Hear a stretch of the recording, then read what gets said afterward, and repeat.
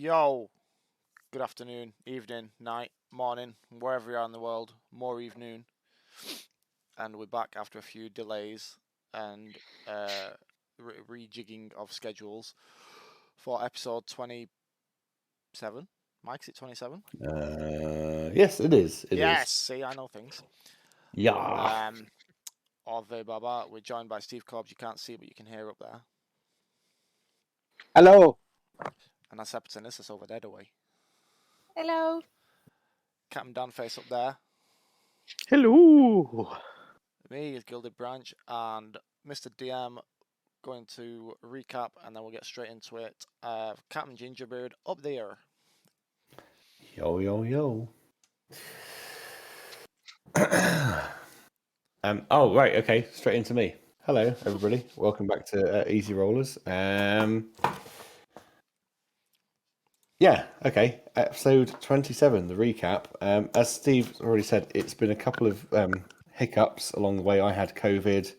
We had a technical blunder as well. So bear with us while we get back to grips with things. Episode 27, the recap. The party continue their adventure in the Yuan-Ti Temple.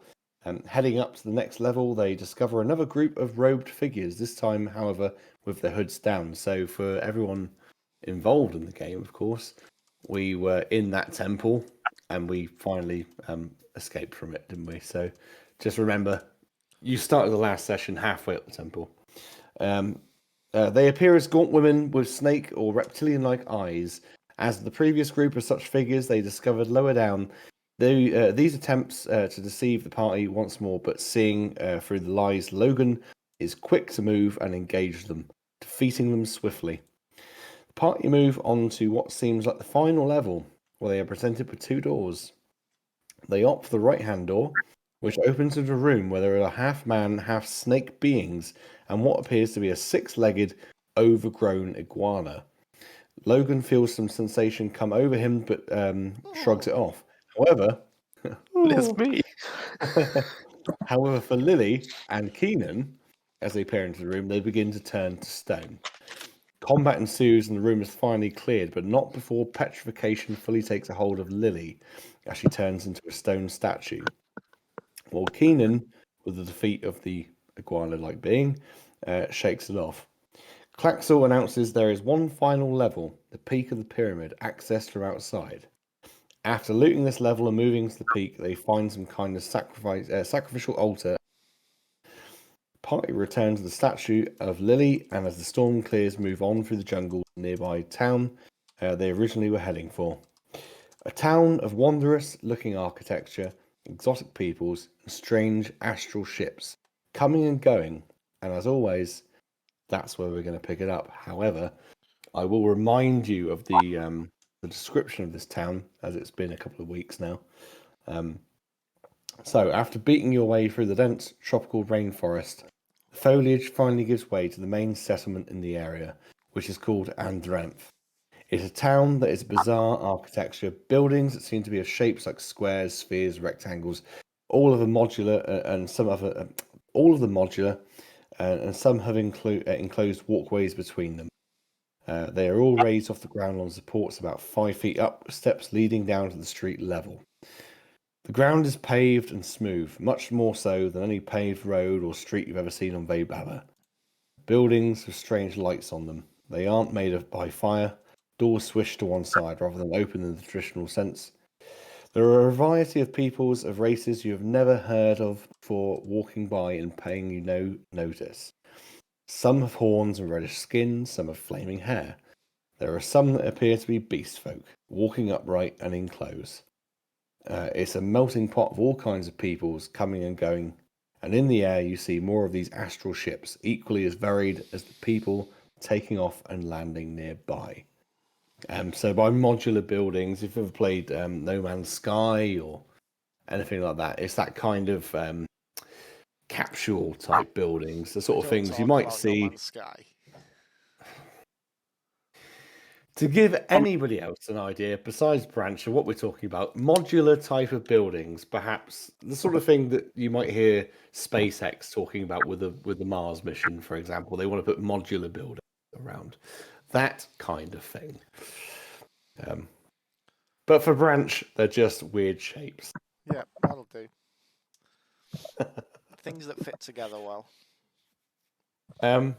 Arriving into this situation, of course, Klaxel, our Dragonborn companion, and Logan, you are carrying a statue of Lily.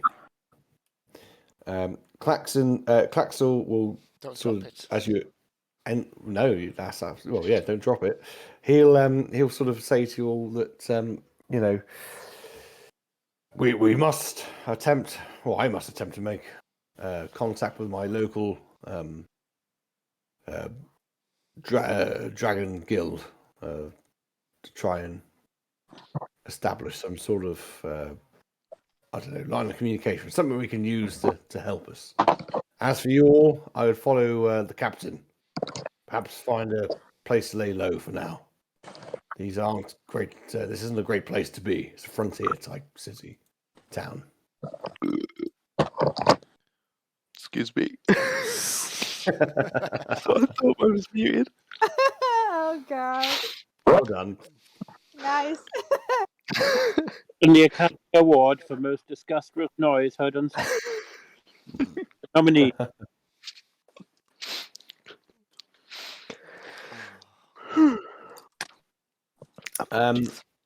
It's up to you. I mean, you could. Well, obviously, Klaxel and Logan are going to have to park the statue somewhere. Park it. You could just leave it in the town square. You can leave it wherever Might you get like. some people leaving like tributes there. We could They will take worship some me. goodies. Yeah. So they will for your Peeing on it. for your Boehner is going to be playing not Vaybaba, Breeze. You said, weren't you? Yes, please. Yeah, she's going to be taking over Breeze, the Ganassi, Air Ganassi. I was 100% or one of the two Air hoping you Ganassi were going to play the engineers. sentient potato.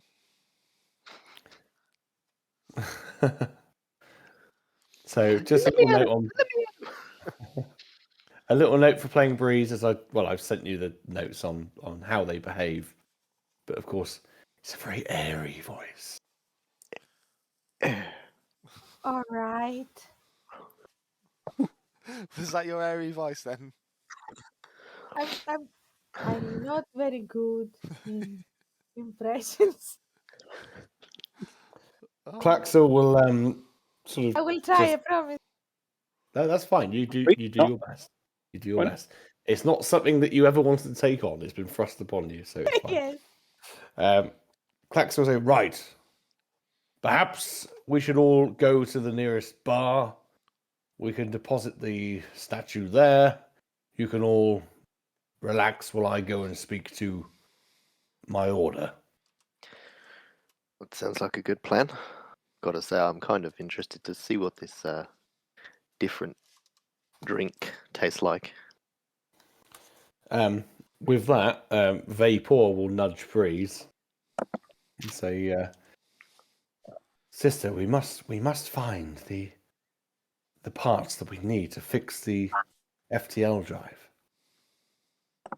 Yes, but Maybe we should get them to dump the statue, and we could then move on to all of us go off to find the parts. I suspect this town is dangerous. With safety in numbers, the statue will be fine on its own." they can put it somewhere that it can be stored. Maybe if this town has something as a storage unit that we can leave it there, and then we can go around and look for the parts that we need.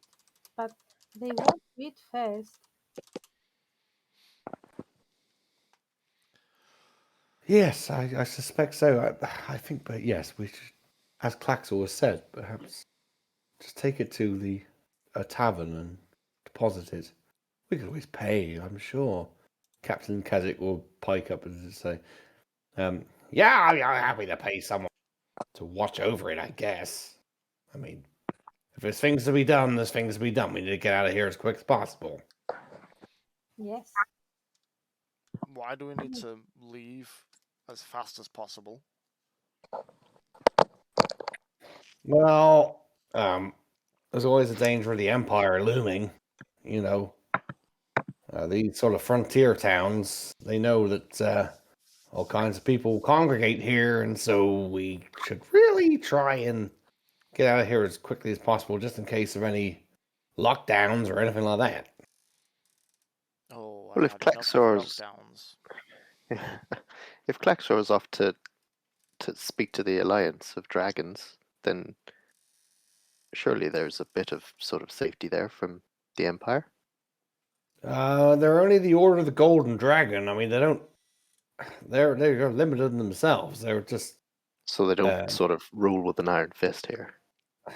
Well, no, they're just kind of trying to stay low, a bit like we are, and when the Okay. times are right, there might be a united front against the Empire. But no, they're very much trying to stay hidden. Okay, that's cool. Just getting a lay of the land, It's difficult. It really, I understand. It is difficult because, of course, like I said, you got like so many factions at play, and the Empire, and we're trying to get that sort of sorted out because the Empire doesn't necessarily look after its people the best. So I it's an suppose oppressive rule. a meal. Well, if we got to wait here for however long it takes Klaxor to find them anyway, then we might as well make ourselves comfortable. Claxel would have relayed. He absolutely knows where the headquarters are here. He knows, but going back to what Brian said, yeah, a meal wouldn't be a bad idea. You've been going for a long time now. A long time that we've had anything other than rations and trail mix. Yeah, and I think you're probably really short on those as well. You've been going a good Not long to while. mention, I stink. But I mean, Claxel, if you would like to be, This is Claxel can Bossova. lead you. Well, I mean, Claxel, all of these guys can lead you to what they know would be a tavern, or an inn, or a bar, whatever you want to call it, in the sci-fi setting. They can lead you to a place, and you would find a cantina. Would you like to be led to such a place, Base or would tavern. you have other ideas? Yes. Let's go Yeah, there. we get it. Get our drink on. I mean, you haven't got much choice. The Claxel really wants to get rid of this statue of Lily, to be honest. I mean, we could rent a room and leave it there. It might be a bit safer than chucking her in an alleyway somewhere. I think Sinful's right. Yeah, no, absolutely. So he takes you, well, you're led by by these guys. I mean, you let these guys lead you, really, because you have no idea of yourselves about the layout of these sort of things. And they take you to a building which has these dazzling neon lights all over it, and quite a large module. And there's sort of this, to you, bizarre music, but I mean to players, sort of like drum and bass sort of stuff coming out of it.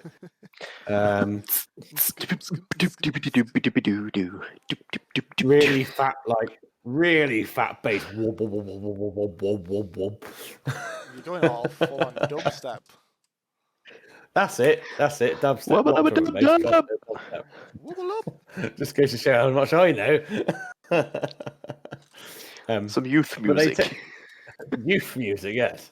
The sort of thing that doesn't exist in Cornwall.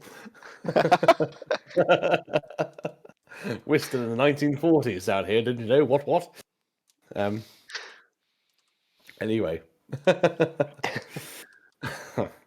Just lost 2 viewers because of that. Oh no.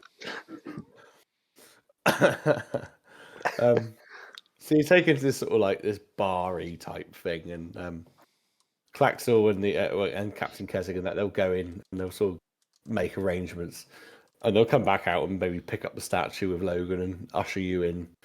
And what you're greeted with is this very well lit in all sorts of colours. Again, like that sort of fancy some sort of fancy cocktail bar or something. I don't know. That's down to you city dwellers to tell me what it looks like. But I'm used to village pubs, but something that looks, lit up in some all different colours and vibrant and interesting. And there's gambling going on, there's drinking going on, there's some dancing going on. But they do have some very comfy rooms in here. Captain Keswick says, "Look, just don't. If go up and rest if you want to. If you want to stay down here and get a drink, whatever, that's fine. But or some food. We'll sort out the money because I'm guessing you guys don't have credits. We'll sort it out. Claxel's going to go off and deal what he needs to do. And he'll be back soon. But yeah, I mean, the statue's here in the bar, and I'm sure everyone's going to really enjoy looking at that. And if you guys need a rest, go and rest. Now's your time. Otherwise, we can eat and drink, but it's up to you. I mean, you know yourselves.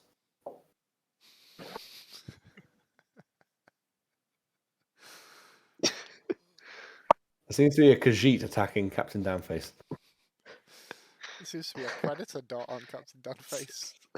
It's Rakshasa. Well, I, for one, would like to sample some of the odd-looking drinks. Cool. Okay. Being relatively new to being able to taste. Yeah, of course. Yeah. Once or twice in your life. So. Ooh. Do they have a menu of these new fancy drinks? Can we read it? Not. Is another thing.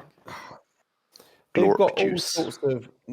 Actually, that's a good point. They do have some it's a weird scripture, but I think Claxel or Vapor or Breeze will translate for you, and they've got an ale, which is blue in colour, as What I if you said got before, that's like a rum with it. exotic, different, something we've never seen? I think before. a blue coloured ale is fairly exotic, to be honest. I want It's like 3 of bubblegum. those. 3 of those, okay, yeah. 4 of those. They'll order that. 4 of those. They'll order it, and they'll so 4 of them. What are the rest would of us be having? would be you, Keenan, Lily, and not Lily. No, Oh no, we've got Breeze. There's 2 breezes. Pour it on there. There's Breeze and Aura now. There's a lot of you now. Actually, there's Breeze. Vapor, Breeze, Claxel. No, Claxel went. All right, I'm gonna get there's- I'm gonna get 4. I'm gonna have one. I'm gonna Enough. pass 1 to Kanan, 1 to Walther. I'm gonna pour the other one out on the floor and be like, for Lily, man. And what about the rest of the group? That are Do still you think I with made you. the money? We didn't have Well, any. you're not paying for it because you have no credits. They're paying for We'll it. be fine. It's all You're right. not paying for it. The captain will pay. Is this correct, Captain? Captain will pay. So just order what you want, and I'll get some stuff for myself. I appreciate you don't want to Kanan order from said we me. can order what we want. Also, I have to say, guys, that we need to keep low profile because this town is very dangerous, and we want I was about to we shout don't drinks want for all as well. too much attention on us before we are ready to go. Is that Lily talking, or is that? No, that's it's freeze. I cannot do the freeze sound. You Let me see. just have to elongate the words. Longer like that. You've just gone deeper. like you're stoned. What? Just imagine you're stoned. Okay. That's a stone, not having an orgasm, all right? You No. can be vapor. I am breathe. That's better. Okay. I am Bruce. So, as I was saying, it's a bit dangerous now, so it's better we better not get much attention. Vapor will sort of cut and say, "Are you okay, sister? You're talking very slow." I think I am possessed by poor lilies. Spirit. Guys, this drink is insane. I need to try that. Oh dear. This female tiefling who's the bar person. I'm saying bar person because we're being very modern these days. Bar person, not bar woman or man. Bar person. A female tiefling comes over and says, "Greetings. My name is Ashun." She wears a long blue robe that wraps around and fastens down the right-hand side with ornate gold trim.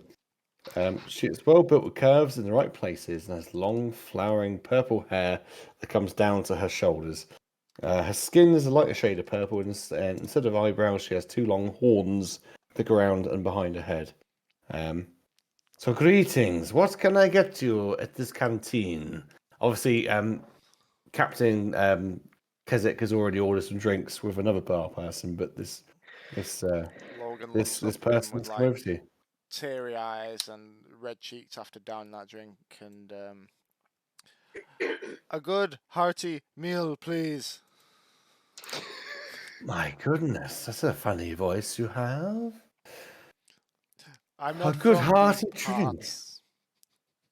And she drops she drops a she drops like a little capsule, like a pill onto the bar. She says, if you can't handle your drinks, perhaps you'd prefer this. It's called Angalayan Rockets.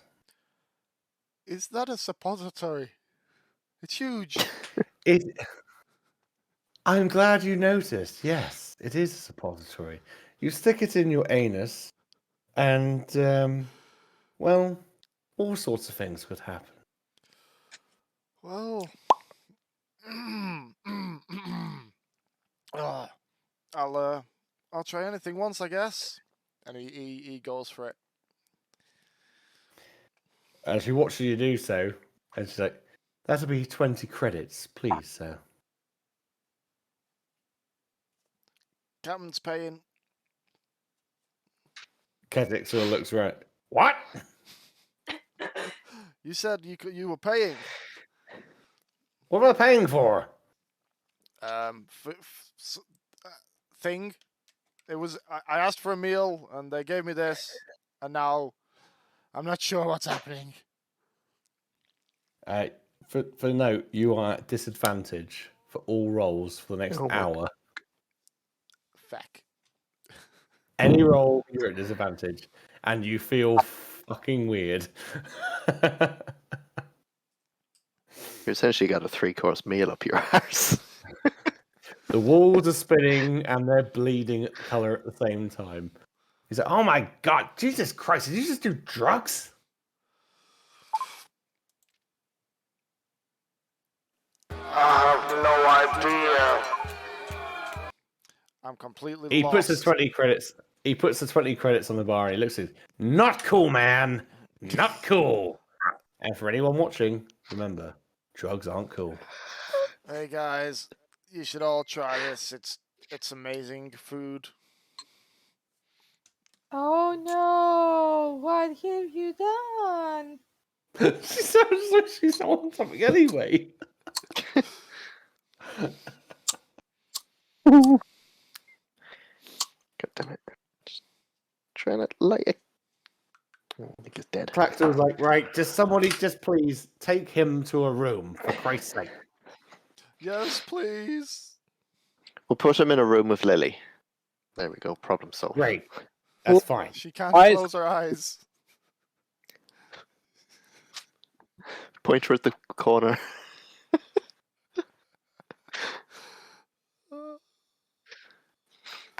We've descended into depravity. It didn't take long, did it? No. Oh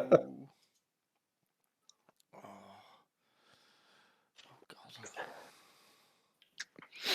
Right, what's going on then? The Ganassi are fully aware of the fact they need to go find something to prepare the FTL drive. Logan's put himself out of action.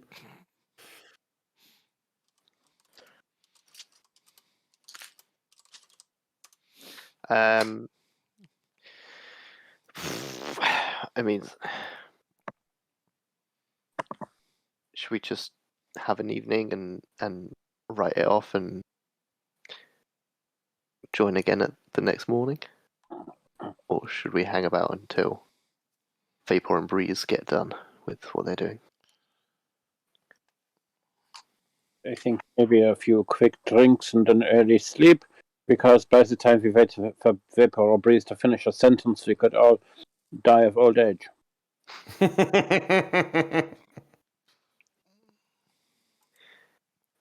Fair enough.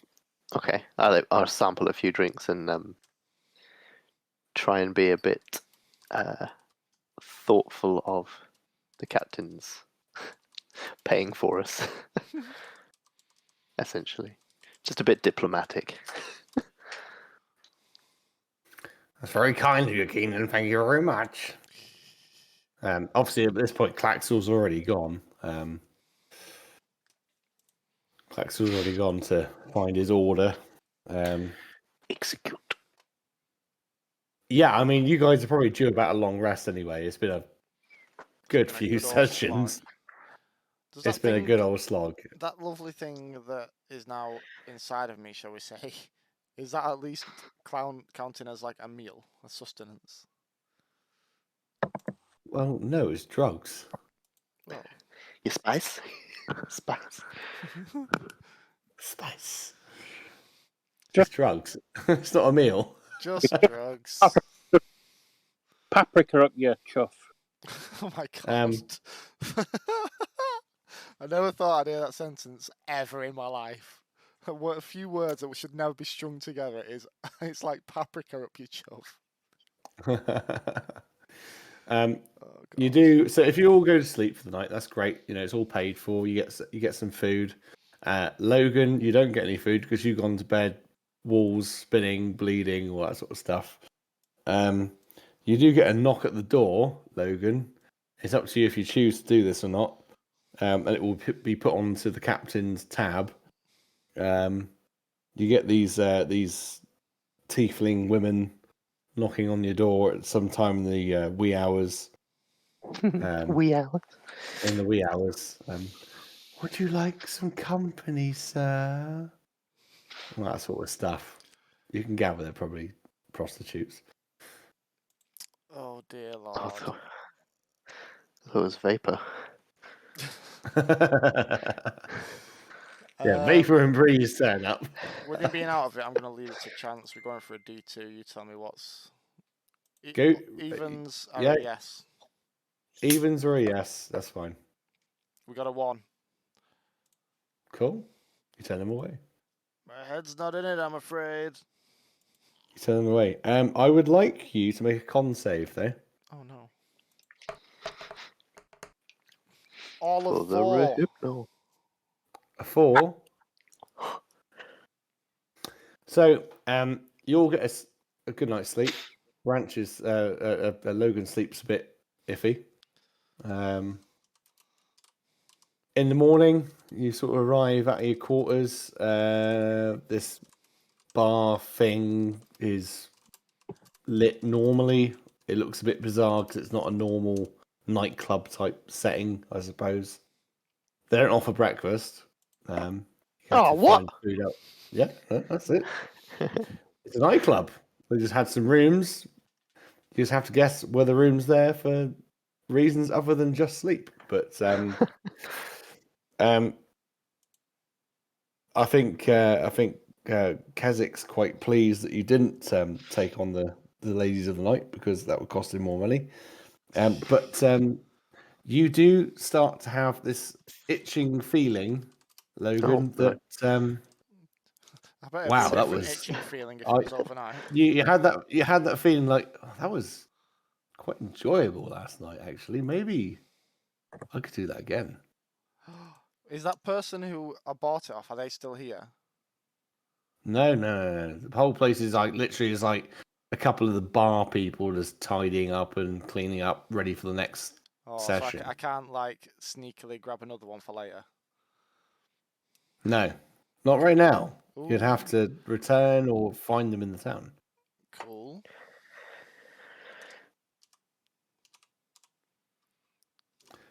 Uh-oh, Logan's becoming a drug addict. Oh dear. Also, viewers and listeners, drug addiction is not cool. Don't do it.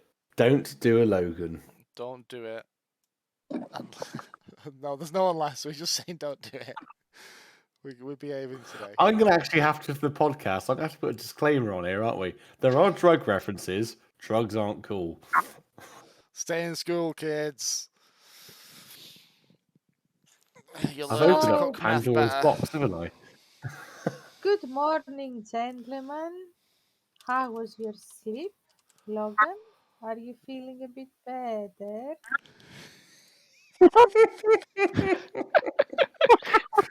No, don't laugh at her. She's doing a good job. No, Don't come it's on. good. It's good. It's just Be fair. unusual because like I'm not used to it from you. I have to tell you, last night was wild. Whatever that meal was I had, we got to get some more. You guys all got to try it. We could all get together around a little fire, stay up late telling manly stories and eat s'mores. Logan, you do Yeah. understand that was not a meal. Oh, I'm full. I'm definitely full. All right, are we ready to go? Because we really need to go and find what we're looking for to leave this We town. if we could city. go and find the guy we found last night. No, we need to go to the junkyard, aren't we, Vapor? Yes, that's right, sister. We must head to the junkyard. As soon as possible. Have you developed some sort of brain problem, sister? You're talking very slowly. I am a bit restless in this still Did you stick wind. one of those things up your bottom too? No, you know I It don't was stick something else that anything went in there. my bottom. It was the Tieflings of the night. Oh my god, this episode so needs a disclaimer. Sister, stop mocking me. You know I talk like that. You always mock me when I was a child, and you Oh. continue now in front of our guests. I'm sorry. We should Claxel. have. You just make it too easy sometimes.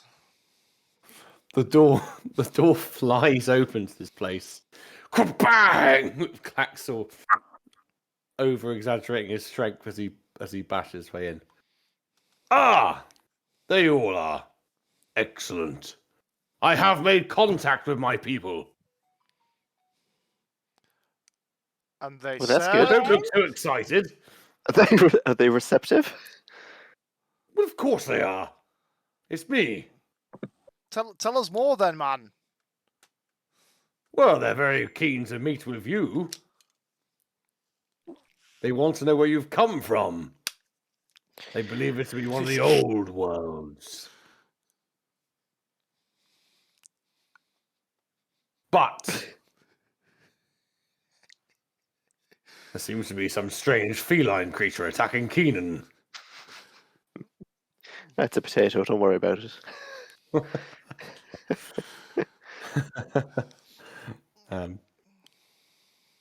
We must get the ship operational as well, so you're going to have to prioritize. Do we all go to the, whatever the Ganassi think we need to do first, or do we go to the people? They really don't worry about when. Well, yeah, I suppose they do. It seems to me like if we fix up the ship, then we can leave. But Bear in we mind, probably want to sorry, talk to Dan. the Dragon Boys. Bear in mind, you're also all quite hungry, and they don't do breakfast here. Oh yeah. just to put it that way. I feel full. Just throwing that out there. Why do you feel full? I don't understand this. Because it's just a side effect. I don't know. Okay. I don't know. Fine. Yeah, that's great. Can I summon that demon back again? What, Bumpsy? No, the one that was infesting Logan. No! Didn't you kill him? I You killed murdered him, him in didn't the you? of the face. Has he got cousins or anything I could bring back? Listen, you. After my horse and the brutal end that it met at your hand, and then the several episodes of giving me shining trousers and wetting me and drying me and everything else, you're going the right way for a smack bottom. You know all about the bottom at the moment, don't you? Fuck. Says some random onlooker in the corner. He just turns. Nice. He just turns to me and winks at him. Oh god. Hmm. Okay, well, maybe let's get some food, decide over the food, but my vote is that we go talk to these dragons. Do they live in like the back streets? They have a building, which is inconspicuous and disguised as I think a tailor's or something like that. Oh, okay. Are They are sort of quite operate in the background. Is it a fast building A operation? fast building. Yes. I don't understand. The buildings where you come from move quickly. Never Buildings mind. here do not move.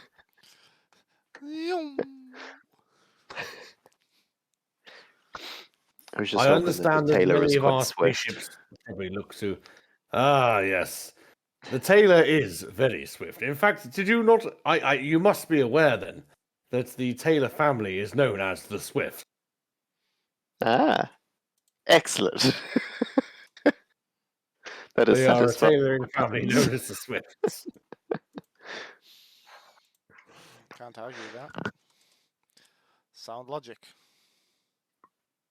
Spank me harder, Daddy, from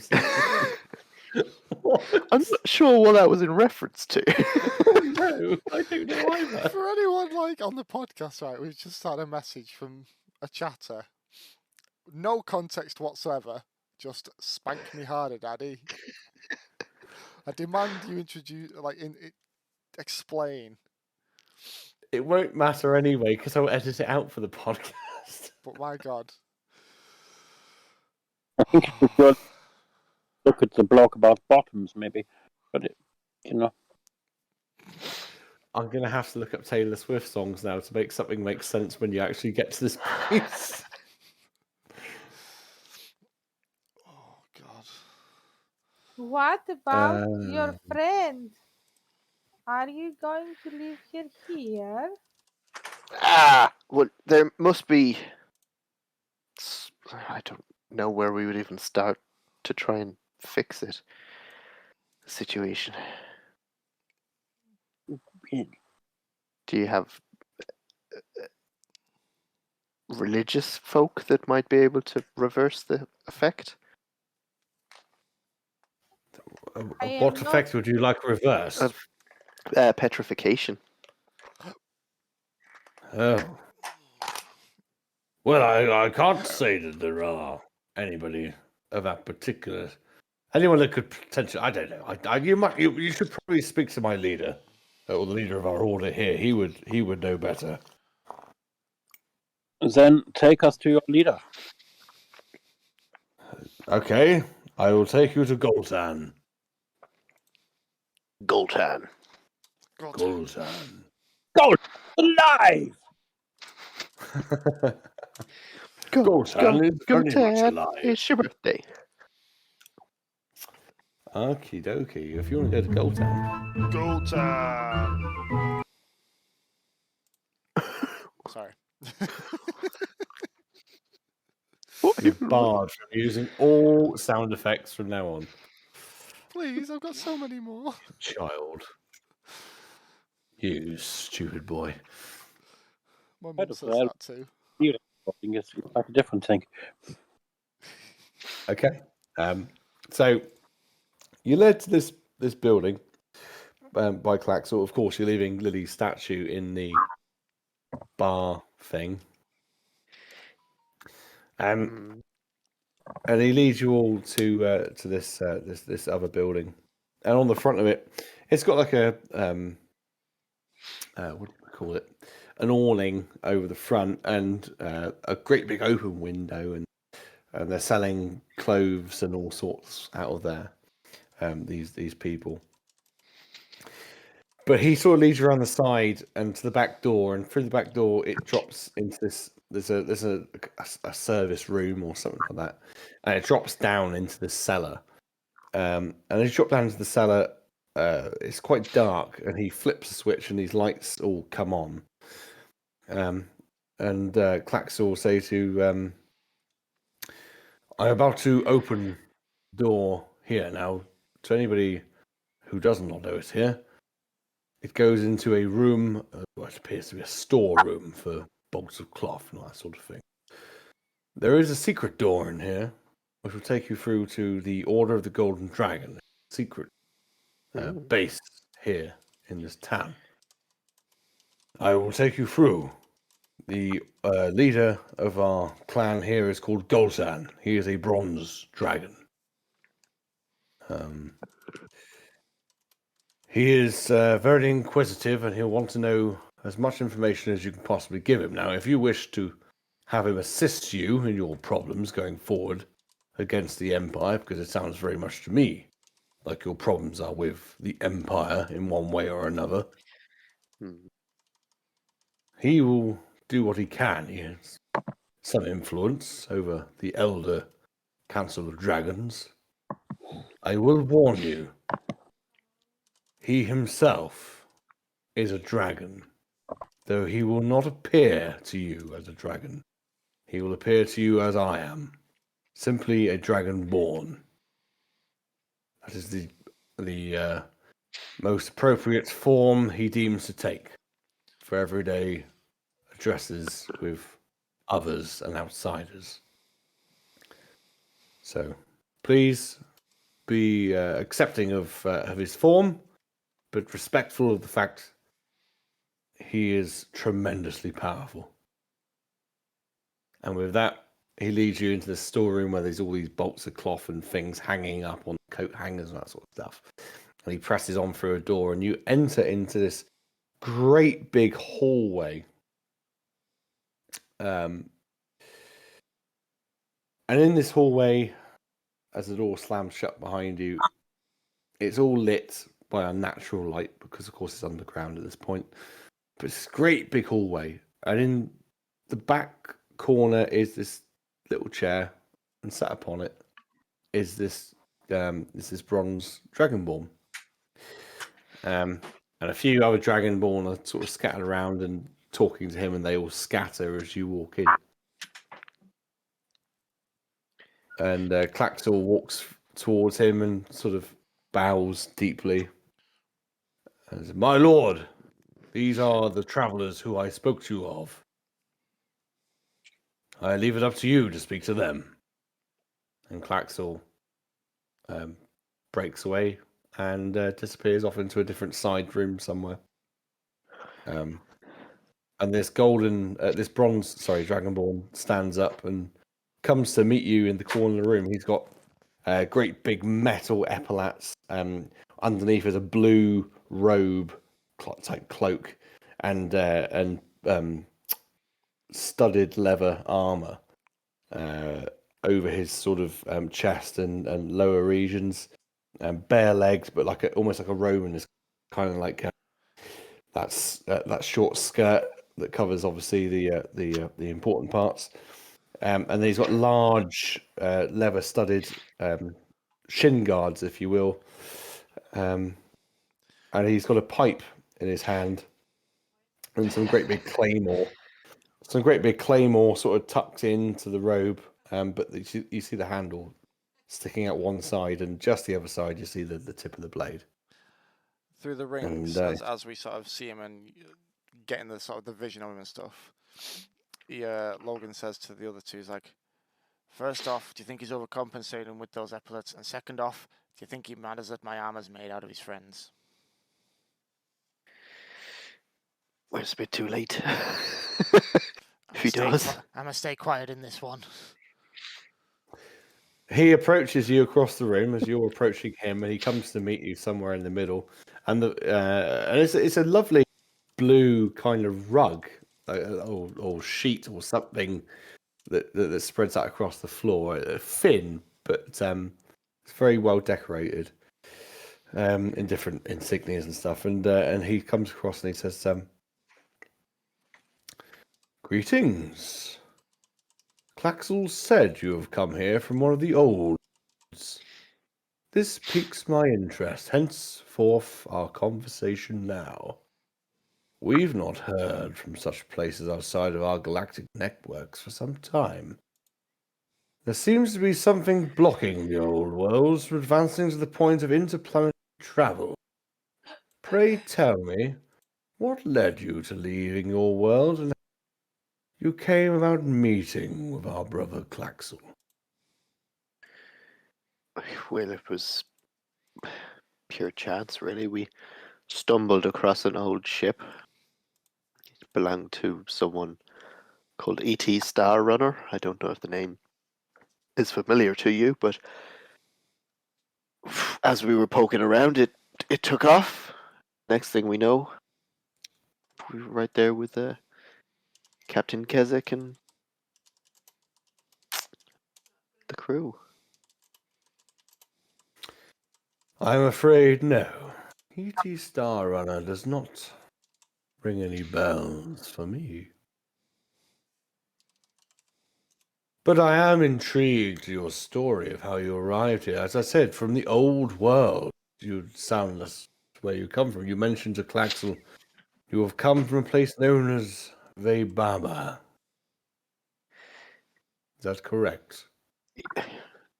Yes, well, Fuck yeah! it's the name we know it by. I appreciate your enthusiasm, young man in the back. Fist pump. Vaybaba represent! Yes, that's what we know it as. If it's the first you've come across it, I guess it's as good a name as any, but if E.T. Star Runner was there, presumably it had a designation before. He looks at Captain Keswick. He looks at Vapor and Breeze. And of course the dwarf, Sir Dobrin, whatever his face was. The guy that seems to play a very minor role in everything that goes on in all these encounters. So Dobrin Starforge. And he says, "You are, of course, or not, from the same origin as them." Captain Keswick says, "No, sir, your grace. I don't know how to address you." And of course, and then the dragon, Goldtown leader says, "It is okay. You do not need to refer to me as Sir, Grace, Lord. Just Goldtown will do." "Okay, Goldtown. Though, we picked them up out in astral space. They actually had a really old goblin ship we thought was lost a long time ago. But apparently it's still serviceable, and it brought them to us from this, as you call it, the old world." He says, "Oh, I see. Does anybody know how to return to this old world? I'd very much like to bring about a seat of power there, make it some sort of outpost against the Empire.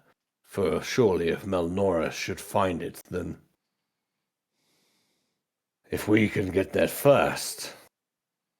And Keswick says, "Well, we're working on it. Our engineers are working on us. We have here to get parts to fix the ship, and I'm sorry, we just haven't got that far yet." It's all very complicated, It's the reverse trajectory stuff. I'm sure you understand, but we do have a spot of trouble on our world to do with Melnoris and Narthiliac and The second you say Narphiliac, this guy's, I say ears, but he's a dragon, so he's kind of like, he hasn't got ears, he's got like lizard like ear holes, but you can kind of like, They he tense. just snaps his, he snaps his focus.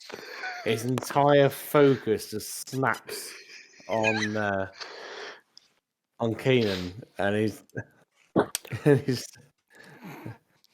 Narphiliac, you say? We know this name. in what regard do you know this name?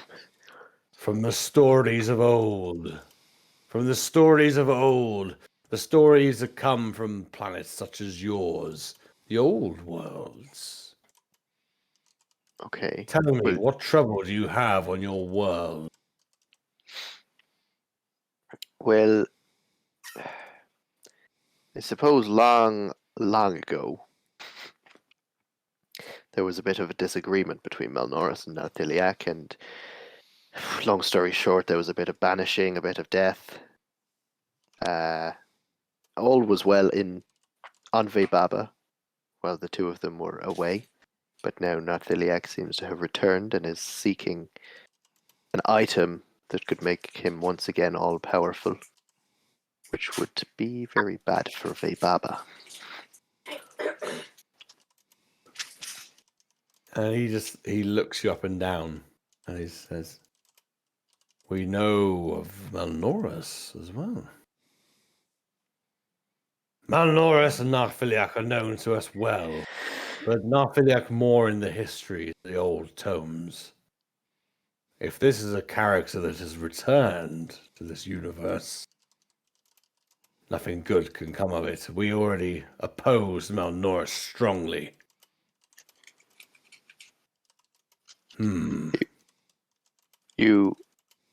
How do you view Narthiliac? There are many tales of his treachery towards Malnoris. However, there are many tales that say otherwise. People who began the rebellion against the alliance against the Empire.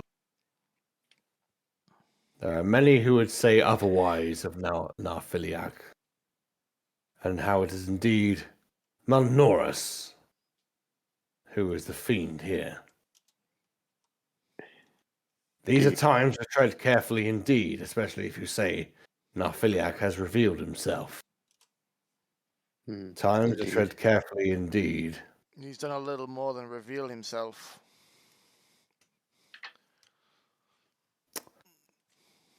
Please do inform me. What has he done? He razed an entire city to the ground. Which is a weird phrase.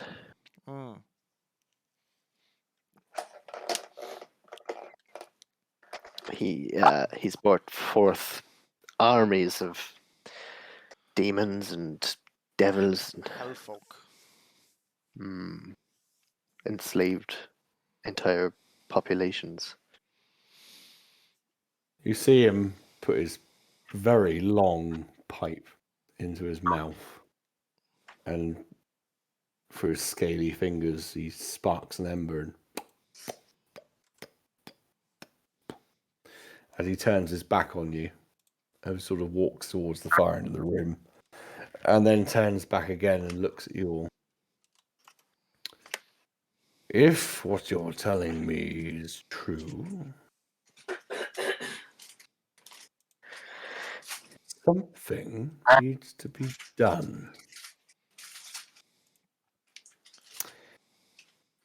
I would like a persuasion roll from everybody. Oh. And right. I think I still have What is disadvantage, this? don't I? a persuasion roll for everybody. And I'll tell you what's coming next after that. Is it also from Breeze? Yes, please. Everyone in the room has to make a persuasion roll. With I'll my roll for. Natural 20. Sweet. With my My I'll roll for colleagues. the other guys. disadvantage, an 8.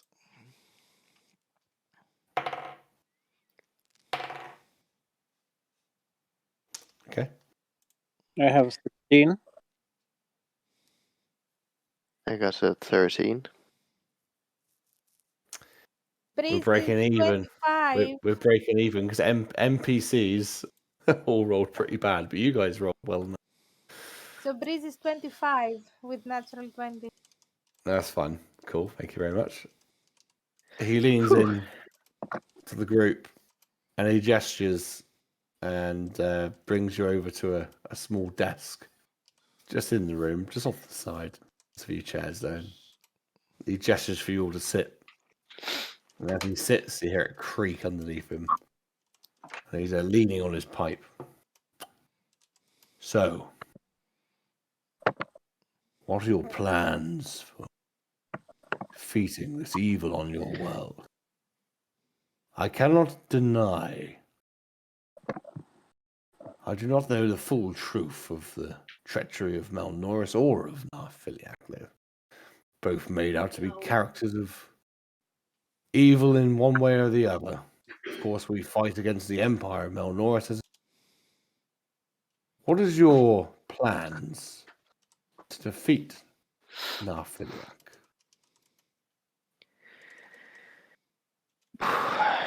Well, we've heard tell of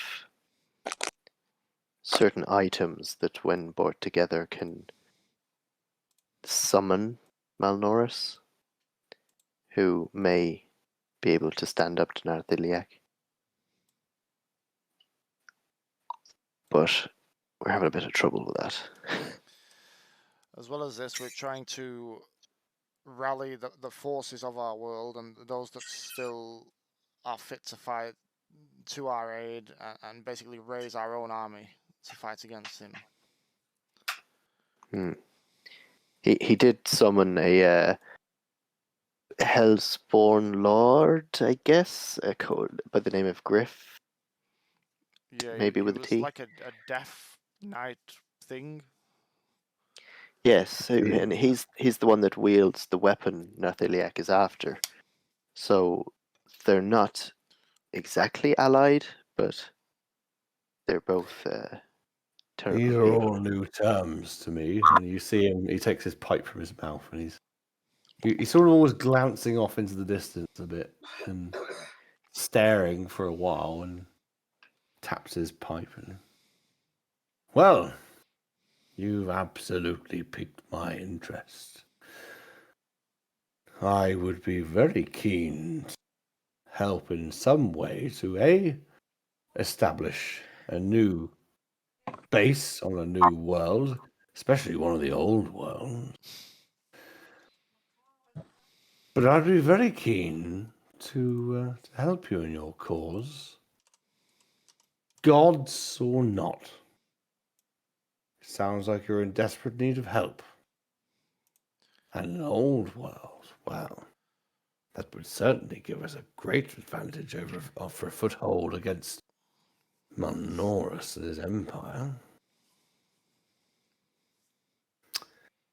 Allow me some time to think on it. Would you? I am Perhaps limited in my numbers here. Perhaps I could draw in others from the Golden Dragon Alliance. that would certainly be a welcome assistance. We're due to spend some time preparing the ship anyway, so I guess reach out to us when you reach a decision. And yes, Yes, I will need to know coordinates. yes. I got distracted by my own echo on the street. Sorry. I will need to know coordinates of some course. Kazik would probably say, I can, once we get those from the computer, I could probably pass those along via Kazik, not Kazik, Insight if you him like. to see if he's To myself. genuine as much as I can see? Your insight, what? Sorry. Can I insight the dude to see if he's genuine as far as I can tell, or whether he's plotting sort of ulterior? Oh no, go for it. Sweet. Yeah, that one. Do you know what? I'm going to give you this one. Even with a nat 1, I'm going to give you this one. Well, it comes out as a 9, but it was a nat 1. He's the entire time through all of this storytelling, he's been rubbing his hands together. There's a glint in his eyes. He is absolutely fired up for this. You've given him something which he's not had any insight on in fucking years.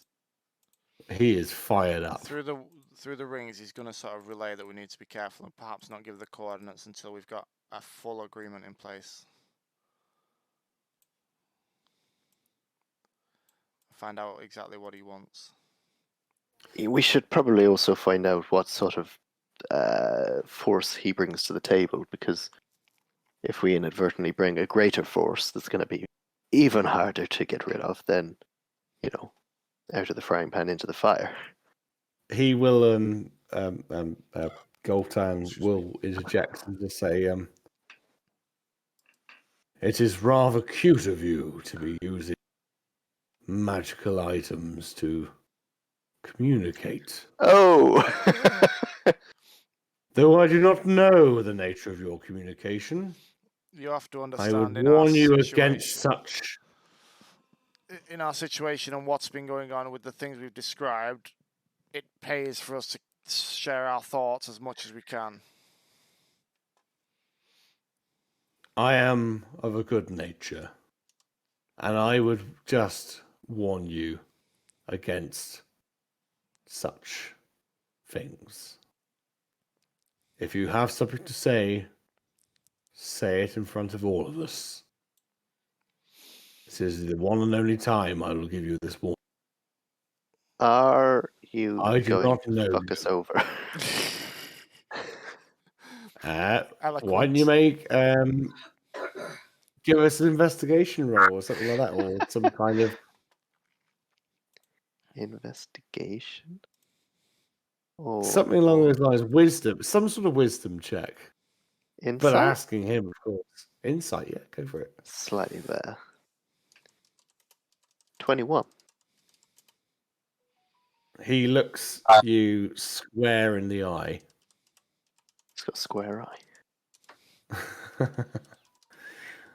My intention is not to fuck you over.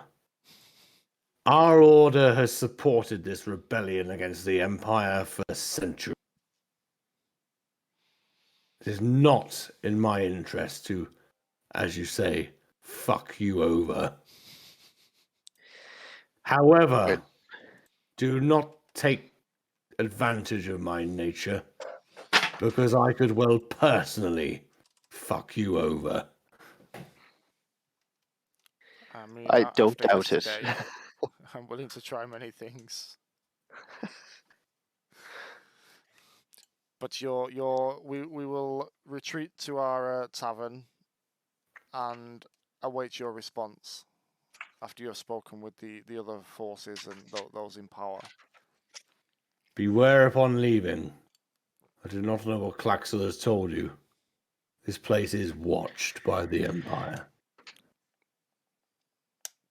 Perhaps it would be more prudent if you could possibly provide us somewhere here to stay for the time being.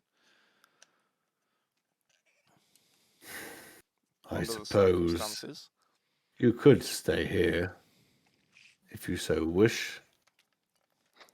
I'm not sure what quarters we have. Go for persuasion. We're going for 16. My kind could potentially find something for you, I suppose, but you'll have to come back later.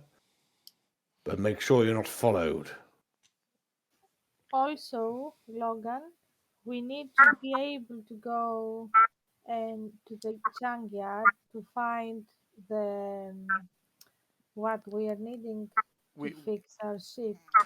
That's very true. We could head that way whilst the And discussions are going on here. and also Dude, we need to pick up what you left behind in the tavern. My STDs. Your statue. Yes, ST. Oh, STUs. Yeah, I'm with you. Okay. Statues. Well, that was one additional thing, actually. I don't suppose you've had many dealings with the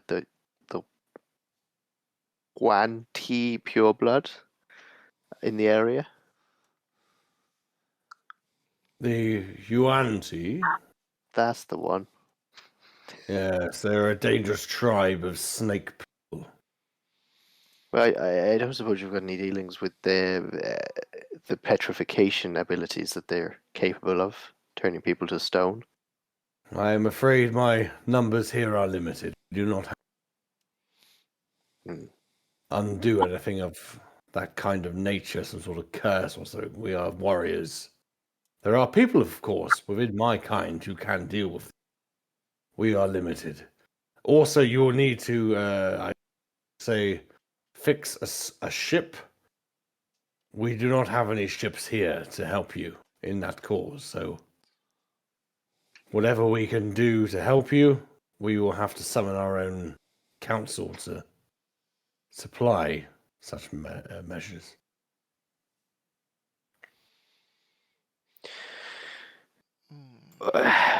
Okay. I imagine once we even know the destination, it's going to take you a while to rally the troops and get everyone Not at together. all. Travel across astral space need not take that long, once we know where we're going. Fair enough. But I need to know where we are going. That's where Klaxor's Keswick will jump back and go, "Well, yeah, again, like I said, sir, we're kind of trying to work on that, but we need to get back to the ship to work on it, and, you know." Well, I'm sure by the time you've spoken to the others, we will have an update on that for you when we return. I do hope so. I would much like to sink my teeth into whatever evil it is you're speaking of.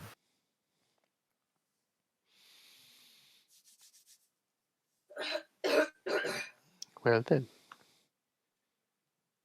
let's repair the ship. Vapor, breeze. You know where we're going? We do, but we need to live in a matter of like to be very careful not to have anybody following us or sees us coming out from here. Before you go into the next bit, do you guys want to have a bio or top up or anything like that? Yeah, I I can could put use a a thing top. on screen for a couple of minutes. If I'll anyone buy needs a it. drink. Let's do it. Yeah, I could use a drink. I need some water. Right, I'll pop one on. We'll be back very shortly. Hi, bye. Oh, hello. You stupid boy. You festering Clagwinkle. As per usual, I wasn't paying attention to the timer. That was fantastic. That's now like in stream Who and was that? everything. that was Cobbs. Corbs, jeez. I don't think you realise that your screens light up green when you make noise. Everyone just went silent, and then these just blinked up green with this massive burp. It was a good burp, to be fair. But I was busy pissing around with new voice and stuff I've unlocked, and we ran out of the timer. So yes, instead you got a wonderful insult and then a massive burp. So that can be clipped and thrown onto TikTok later via our TikTok manager up there, who doesn't do much, but he can start doing shit. Have some responsibility, young man. But anyway, let's get into part 2 of Greedy King, not King, but ruler guy who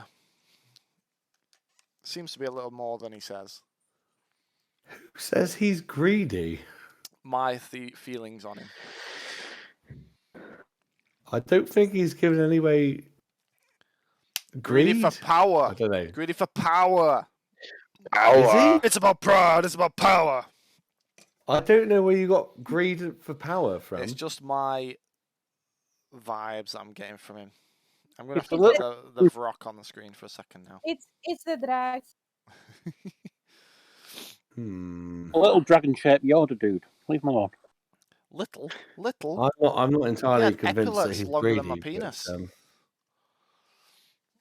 We had some kind of apple. Okay. Mate, Welcome also. back to part 2 of this episode. So what are we doing? Are we We're heading to the junkyard. are we staying We're going to here, try or are and you going? go to the junkyard without being followed. I think because of the amount he's brought it up and said how much sort of dodginess is in this area and how the Empire's in blah blah blah, that we would actively be on the lookout for people watching us or following us rather than just going for it. Okay. So do you want to make health checks as you leave this area or this basement and back onto the street level? Do you want to make stealth checks as a group? Sure. And then, of course, what would be your intentions? Are you heading back to that bar thing, or Junkyard. Scrapyard. I think it's a good idea to go first to the yard and see if we can find what we need. I And have a good idea. because if we just you keep me near? We'll make it all if the way that to the scrapyard. happens, Sorry. we need to have our ship ready. And as the Dragonborn King said, it will take us some time to find the location. So we have a lot of things to do in order to go back to your own old world. We should start. Excellent. As we're like leaving and just coming out of the sort of the door, really like overly loudly, I'm gonna be like,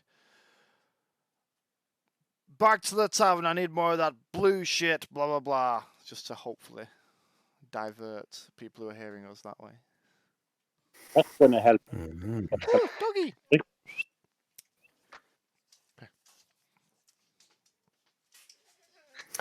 Right, so you're not being stealthy at all. You're going to yell. No, I'm just as I'm talking, I'm gonna make it sound like we're going back to the bar in case we are overheard, even though we're not. Just in case we're being listened to. And then get to the scrapyard. I'm just so confused. You wanted to be stealthy, and you just come out the door. No. We're going to the pub. No, I'm not yelling. Just if someone was to overhear a conversation, that is why they would believe we're going back. Can't go over it. Can't go under it. So let's make it fucking obvious. Right, okay. But your actual intentions are to go to the scrap. You got this. Yes. As ASAP as possible. Oh my god. Right, okay. It confused me as well, to be fair. It was like, let's go stealthy. We're just going to the pub. We're going to the pub, everybody! Oh, stop with your stupid voices. Jealous. No, you're just annoying. You're just annoying me now, to be honest. Have we all died suddenly? You are all dead. Right, okay. So you make your way through the town. Claxel's obviously met back up with you. Claxel and Keswick are going to go off and do other things. He'll leave you in the capable hands of Vapor and Breeze. Claxel points you in a certain direction. You head down one of these lovely paved streets. And eventually you end up at a great big walled off thing and you can see mounds of crap all Ooh. there beyond the wall. It's a walled off and gated dump, but there's a sort of a room before you enter the walled off section. And at the gate is a small building with all kinds of fantastic looking equipment. And out steps a Durgar, dark skinned, evil eyed, nasty dwarf. He's wearing sandals, baggy shorts, and a large jumper with a big ruffly neck on it. He has a shabby white beard and skinhead. His eyes are cold, pale blue. He looks up at all of you and says, Fondo's the name. Scrapping part is in the game. What can I help you with? While we are going closer, Breeze says to Vapor, "Ooh, I have goosebumps. Look how many things there are in there we can use."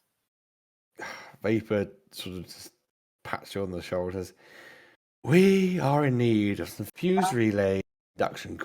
Have you got this? He checks he pulls like a little, like, almost like a PDA type, or a smartphone out of his pocket, and he's tapping away on it. Yep, they're in the back. Go find them and bring them back, and I'll work out a cost. He Okay. grins menacingly. Careful. Some of the scrapper bots have been known to turn on folks wandering the heap. Do you have any tips? They got a power off button? No. Okay. That Go would and be have some fun. And I may be seeing you again in an hour or two. okay. Well, Breeze, you know what we're looking for. Lead the way. I mean, would it not be better if you showed us where they were and you could get paid faster? Pay? Good. Oh, no, this is interesting. Pay is a sport, you see. A sports how? You go on in there, and I'll get some entertainment, I'm sure. So, if we get out with these parts, they're just ours. Oh, no, you have to pay for them. So, do we get discount for the entertainment? No. You go in, you get the parts you want, you come back out, you pay me. Simple. Hypothetically, what if we just walked away with the parts?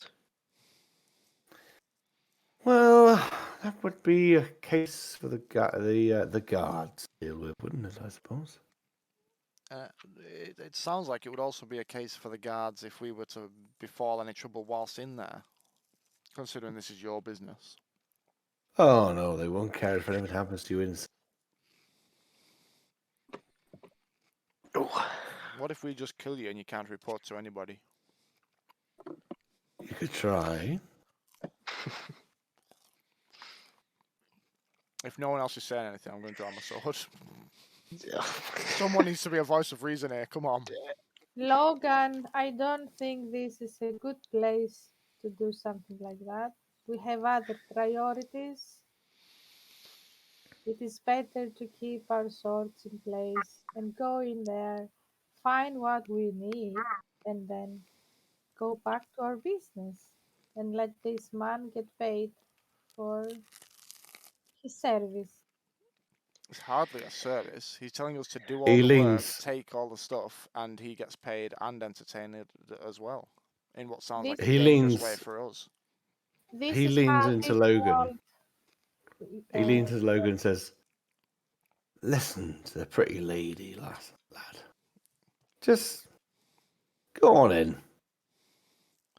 If you run into trouble, you run into trouble. What's it matter to you? Well, I'm sure it'd matter to you if you were the one in trouble. Aye. But I'm not. I'm going to throw my iron bands at him. I'll wrap him up. Yep, I'm bringing him with us. Okay. So, as you throw your iron bands at, you hear from beyond the wall a series of metallic clatterings and clunkings as things and pieces start to come together and smoke, black billows of smoke erupting from beyond the wall, and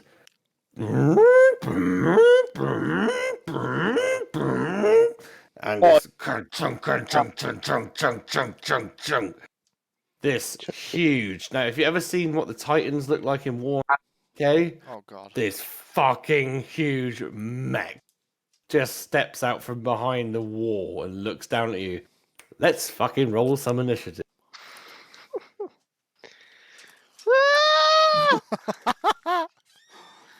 Sorry, guys. 19. Let me get some. Hold on, let me get some paper to write on. Not the encounter I intended. I thought I'd just I bring him had with it all- us to use as like collateral. I might Okay, so mech clip that audio and just loop Logan. it. Of Mike going for 10 minutes.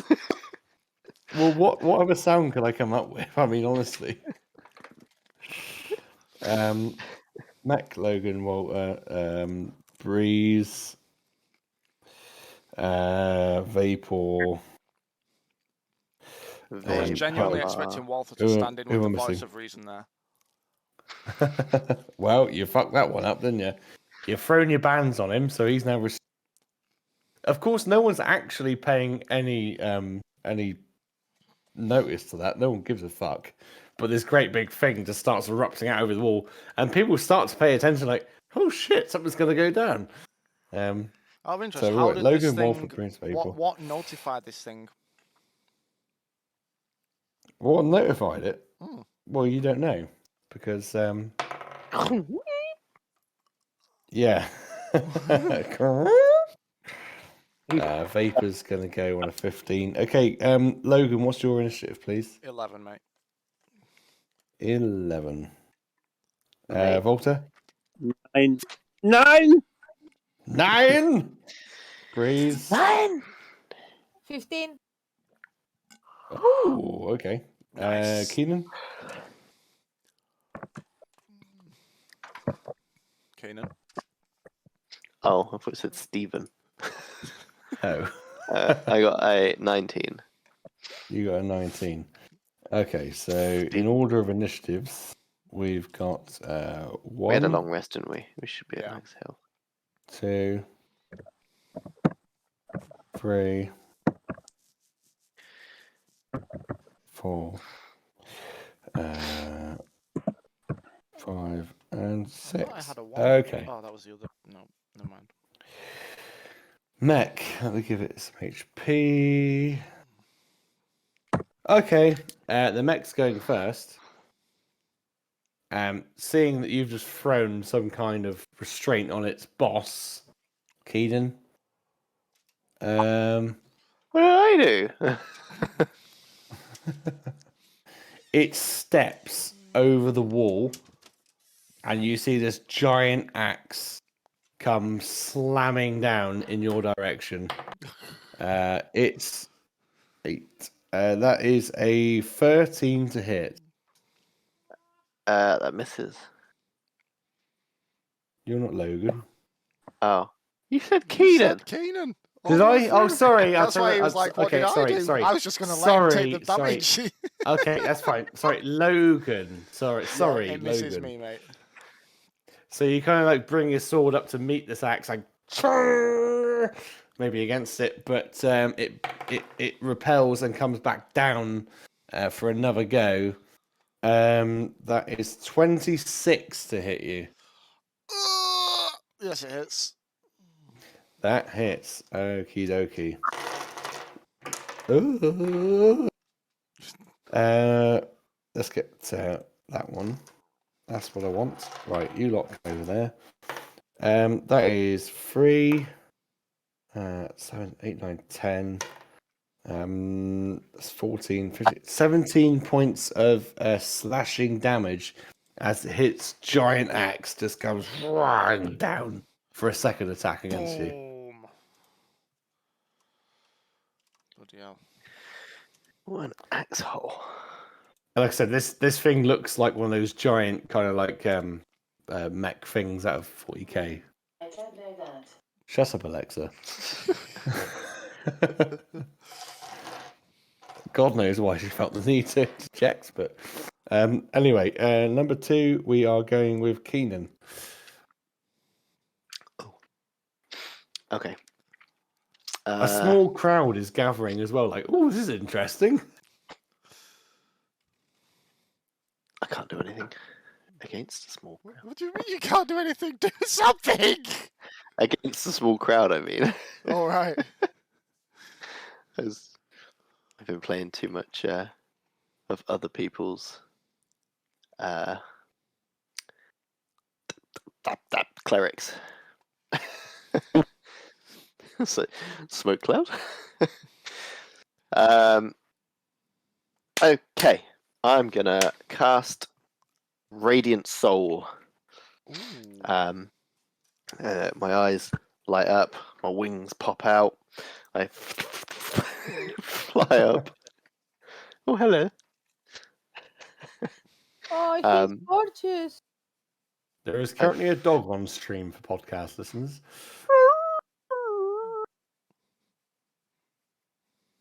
Anyway, You'll be more. carry on. We're playing D&D, not fucking Dog Alley or whatever you want No, we're to not call fucking it. dogs. I fly up 30 feet. So, I mean, how tall is this thing? Oh, this is like 60 feet tall. Oh shit! Okay, I fly halfway up this thing. Oh my god. This is fucking colossal.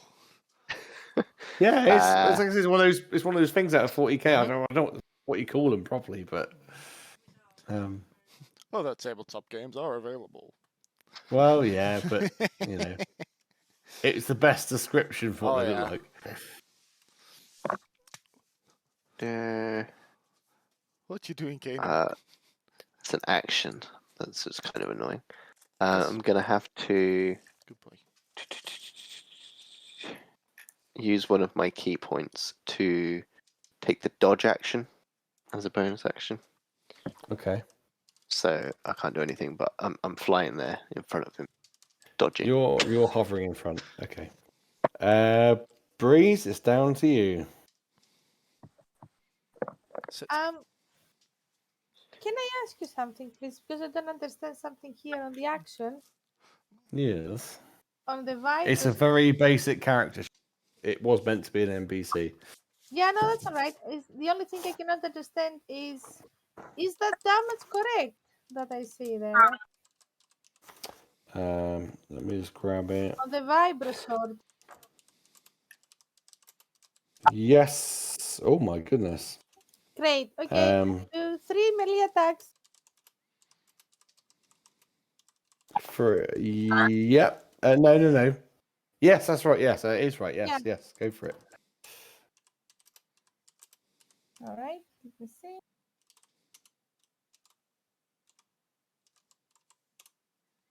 I mean, that's what's on the sheet. So yeah.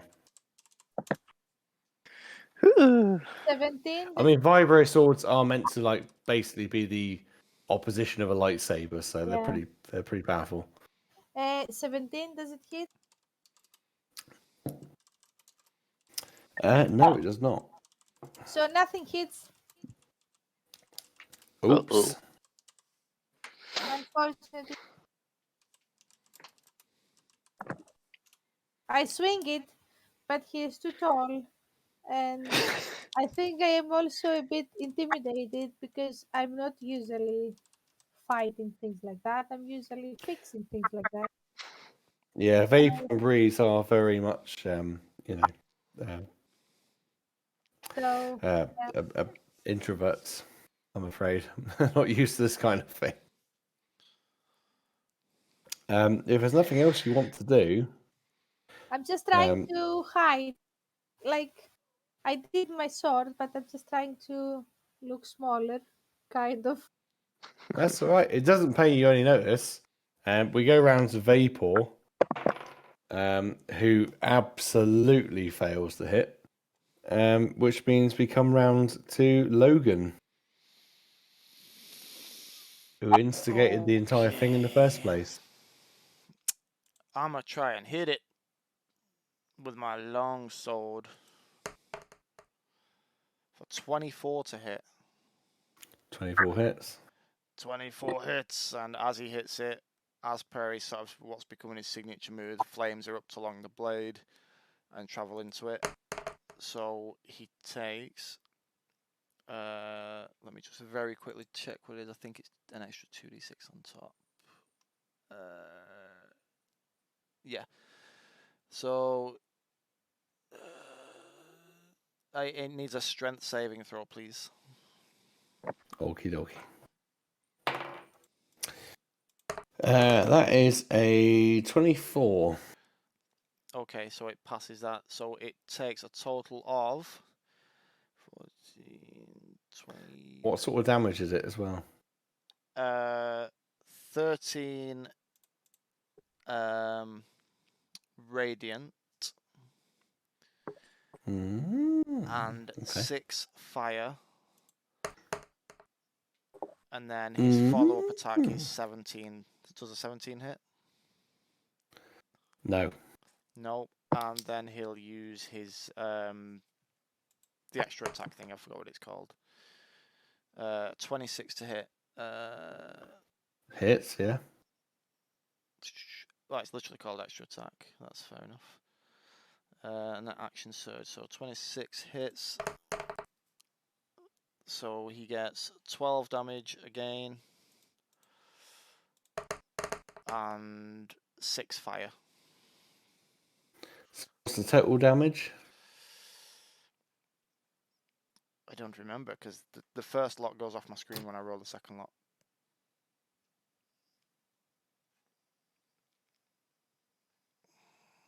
Right.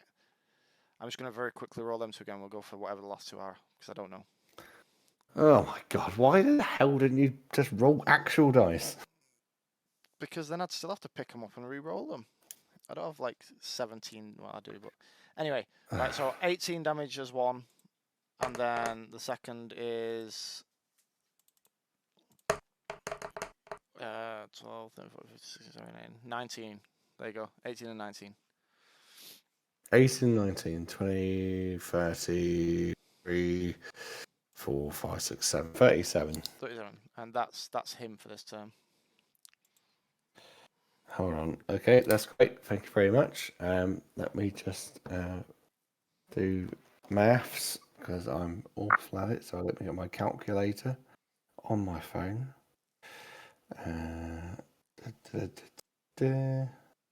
37 points of damage. Cool.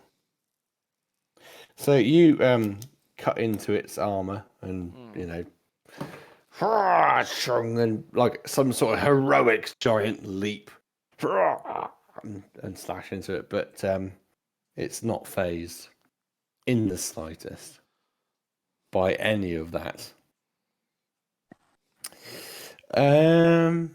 Cool. Okay, so after Logan, we're on to Volta. So, what is the lighting like in this area? It's daytime. It's pretty well lit. A daytime kind of theme. A big blob of metal. Is there no shadow? Unfortunately, not. Well, I mean, shadows. Maybe the shadow of the wall where the sun's casting a shadow, but Yeah, no dim light then. there's daylight. Yes, No yes. dim light. Oh, dim light. Sorry. Yes, the shadows of the wall would be casting a dim light. Yes. Ooh. That's good to know. But for fun, I will launch 3 Eldritch Blasts at it. So the first one is a miss. Second one is a 24. Yeah, that hits. Third one is better than that. It's 28, so 2 to damage. So 2 damage. Yeah. So that will be 1 damage roll coming up, which is shit. Which is not very good. I should amend my language. That is terrible. And 6 point 10. 6, no, and 15. So 15 total, yeah? 15 in total, yeah. It's quite a light sort of damage day. I'm on a damage diet. So, Yeah, in magic you see maybe chucks a panel off here or there, but the whole thing's still standing and looking pretty impressive. Anything else from Volta? Other than saying, bloody Logan, you think with your ass. The mech. often, yes. I mean, people in the street are going, "Yeah, this is amazing! Oh my god, fucking yeah!" People are really like, "Oh my god, there's a fight going off." The You dude start to who's in the realise iron the band, nature of this. is he happy or is he not bothered right now? At the moment, he's got every confidence you're going to die. Fair enough. He'll be released from these bonds. And people in the street are really excited, like, "Oh, we haven't seen anything like this in a long time." Fight going on. It's a lawless place. Is the great thing. It's a lawless place, and people are, really excited at seeing this kind of like fight going. Guys, that's an excellent stealthy strategy that we followed. The mech. It is the mech. I'm going to roll to see who's going to get hit by this one. So you got 1, 2, 3, 4, 5. Volta, I'm afraid you're up for the damage. As it stepped over and into the street, it stepped over this wall.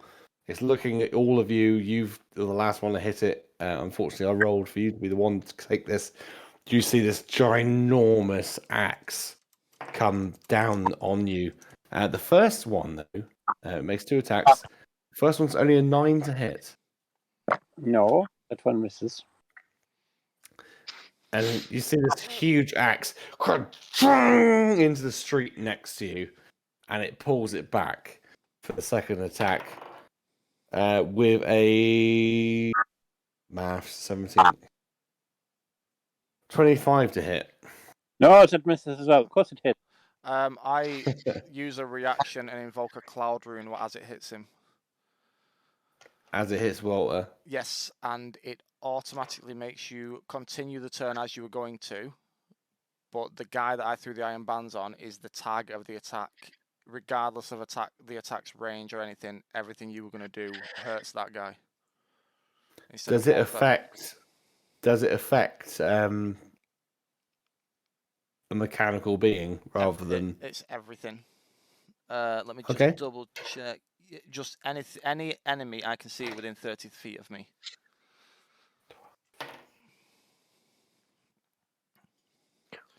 But it's only this one. I can do it once. No, that's fine. I'm just working at 9. So you see this axe raise up, and Volta takes this like, oh shit, like he's like cowering down, hands over his head to accept his fate as this axe comes smashing down, smashing into this gatehouse, and just fucking obliterates it, and you just see blood fly everywhere as the guy inside is fucking destroyed, and your band's with it, I'm afraid. I don't think they can be, but I will accept that. I think they're gone. This fair. is a fucking huge mech. Yeah, it's a and to massive be honest, 60-foot thing. I'm happy with I it. think that hit would have, if it didn't level Walter, would have done some fucking serious damage. I'm fair. I can't even argue with it. Keenan, you'll go. I did what I could, Walter. I'm sorry. Second I take it now. You hear people in the street like going, yeah! If nothing else, our parts should be cheaper now. Okay, there's an attack, so I can do that, and then I can do... Okay, I will sort of start to Hadouken this ball and launch it towards him. Searing Sunburst Strike. It's an orb. An opponent within 150 feet, so I'm going to aim it directly at its base, like high up, so it definitely doesn't hit anybody else. And it does a 20-foot radius sphere. Can it make a con save, please? Can indeed. 20. Dirty 20, but a 20. Oh. I like these new dice. I get good rolls these new dice. Okay, and then I will spend a key point to do. I spend 2 key points. I'm gonna fly up the additional 30 feet to be level with its optical sensors. And I'm gonna spend 2 key points to do the Searing Arc Strike, which is essentially burning hands directly into its face.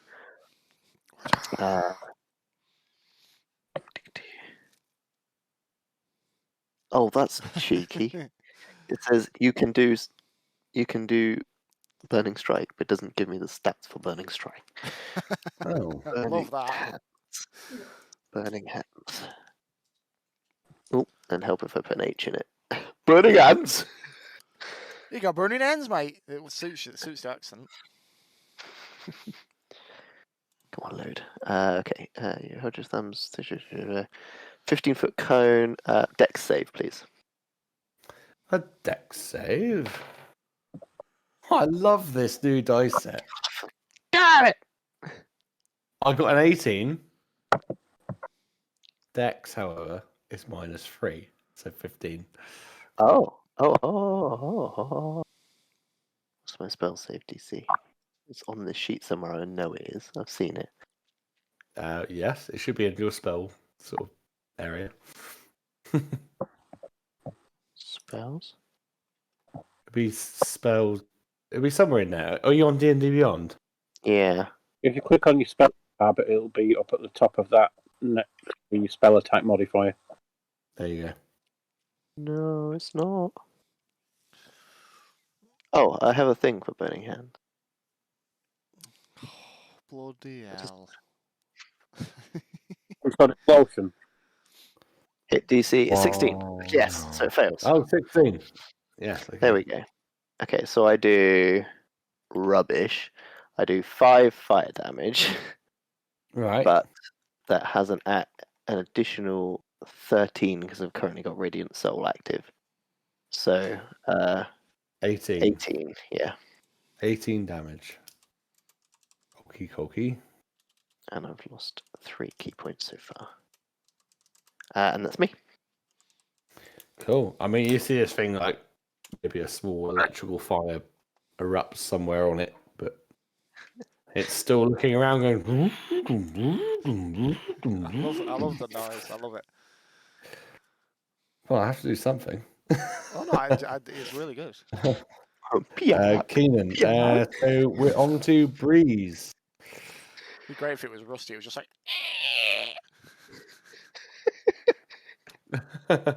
It's a well-oiled Sorry. machine. Breeze, you're up. Sorry, I was talking, but I forgot to press the button. So she's going again with her Vibra sword for 3 attacks. Mm-hmm. You're also muted. Okay. 21. Just hits. So 18 doesn't hit, I guess. Nope. 20. Just hits. So 20 and 21 hit. Okay, so I have 2 hits. You have 2048 plus 4. 2048 plus 4. Sorry, I need to find the D8. This is the kind of thing where you just Google a D8 and roll it.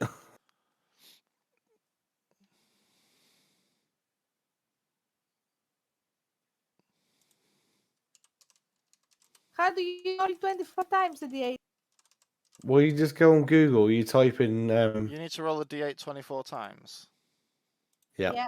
I can do that. It is Is it it is the- the sword I gave these NPCs. Is it in the D&D Beyond? If I roll Just 24 literally d8, Google. it comes up Yeah, go on. with 105. 105. I wanted to roll that. I'm sorry. Yeah, I know, but we'll be here all day if you keep looking for That's fine, I tips.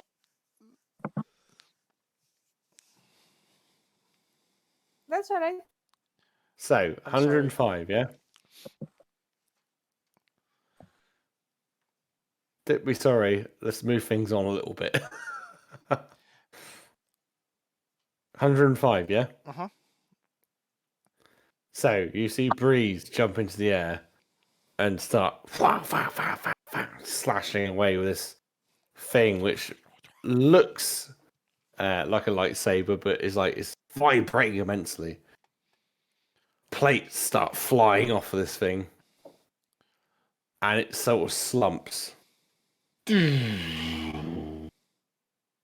Power down for a moment, Ooh.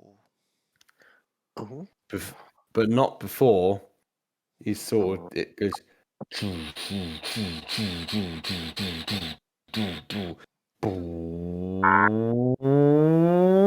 As it powers back up, and you just see pieces of a metal fuse over the top of all these wounds. It's back up, and it's ready to go again. Uh-oh.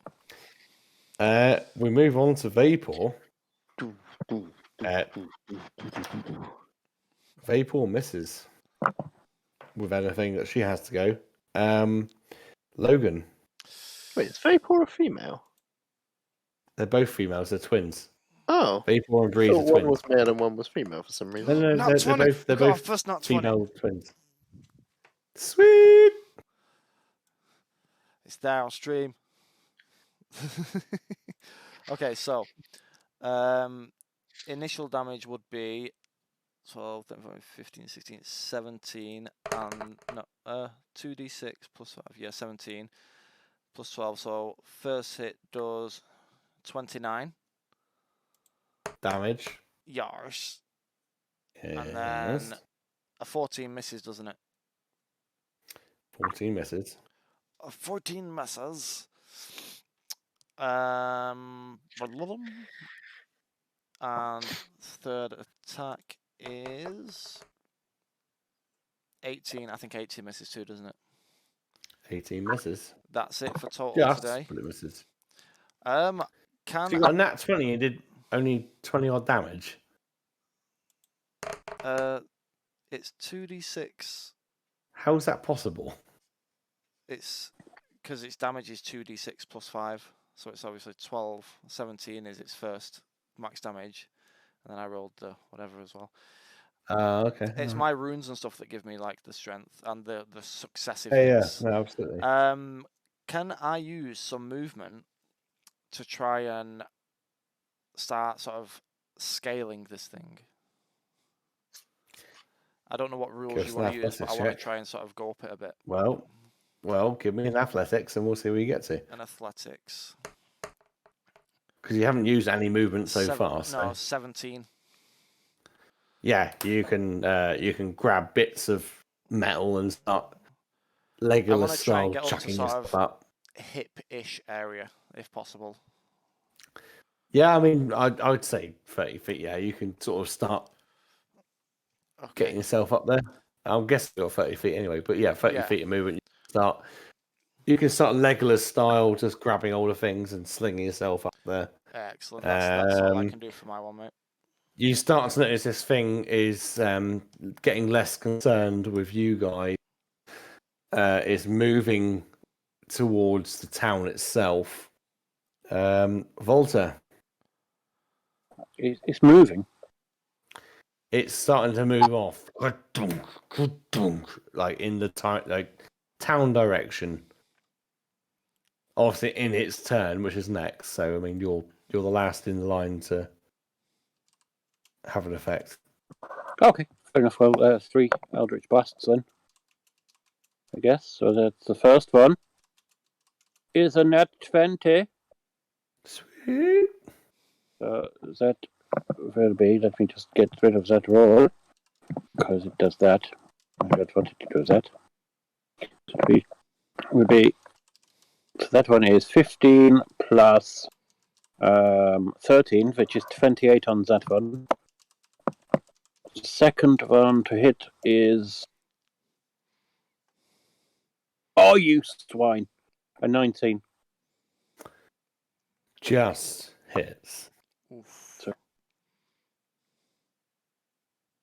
that one will do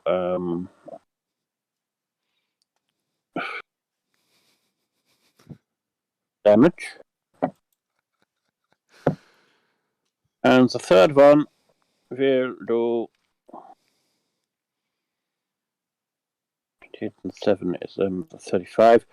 It's another no, damn it! It just tilted off another nat 20 to a 24. Just 20. So what's the total damage? I'm just totaling it up now. 28, 70, 35, 30, and 10, 45. 45. 45, Gavner. 45.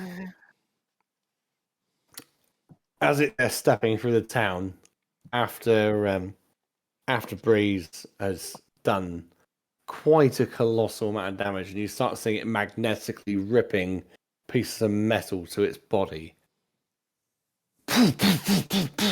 All these blasts of magical energy start smashing those pieces of metal away before it has a chance to even reacclaim them. It's still going good chunk into the town, but you notice its core and all that sort of stuff is exposed. It is the mech's go. It will turn, and you see, like, at its waist point, it turns completely around, so its legs turret are kind of going thing. into the town. Yeah, but you see, yeah, that's right, and you see the whole like upper section. His axe is coming down at Volta. First one's only a 15 to hit. That hits. Oh, that does hit. Okay, let's roll for the second one then. Oh, that's a nat 20, I'm afraid, And Volta. I'll use Runic Shield on the second attack. On the first. What does that? How does that affect? the All second it attack then? means is you re-roll that d20 and use that roll regardless of what it is.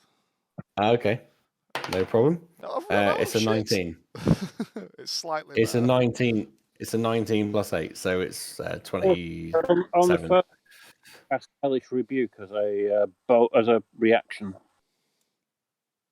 On the first attack, yes. Yeah, because Hellish Rebuke would be prompted by the first hit, not the second hit. Okay, yeah, that's fine. I'll roll the damage for the first one, and then we'll see what the Hellish Rebuke does. Okay, and then we'll deal with the second one. Yeah. I like to just, we can do it all in one go. So that's 2, 9,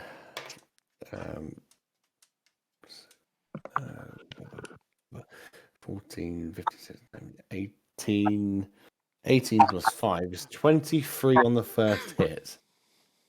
Okay. What do you call it? Dex saving throw, please. A dex save for the Titan. That is a 18. No, it's not. No, it's not. No, it's not because it's minus. Sorry. That's a 15. Okay, that fails. So it can take 31 points of hellish fiery damage. Cool. Is that does that come away from what you took, or? No, I took damage, but it's just the reaction to being hit. I cast up a wall of hellish flames as a rebuke and a bit of a bitch slap back to it for hitting me again. You just see this explosion going off, maybe in its midsection, and it sort of staggers a little bit, and it rights itself as it comes in for that final attack from the second hit. It's up. It's come on. Yay. 2, 4, Water. It's a good 9. So 14 points of damage as it takes that hit and it lumbers the side. You can see it's damaged, but this axe just comes and catches you for that damage. Okay. If there's nothing else, we are going to go over to Keenan. Okay. So how far away from me did it walk? Went quite far, right? It's taken a good stride, but it's only going to the town and not very far away from you. Like it's still within striking distance, so 20 feet. Oh, okay.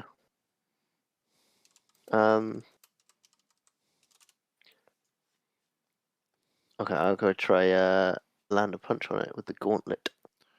Ooh. The gauntlet. Remember how to do this? Okay, to hit is 25. It hits. Excellent. Excellent. Okay, so it does. I could just push a button and it rolls all these dice. I love it. 30 lightning damage. Yep. And 17 thunder damage. Mm-hmm. Plus the actual punch itself. 12. The hit. No, sorry, that damage. Okay. Like physical punch damage. And I think the Radiant Soul is once. And once per turn, you can have one attack or spell deal 13 additional. So another 13 Radiant. Oh, that was a big turn. You to answer Steve Cobbs, where were the attacks of opportunity? It's got such a big footprint.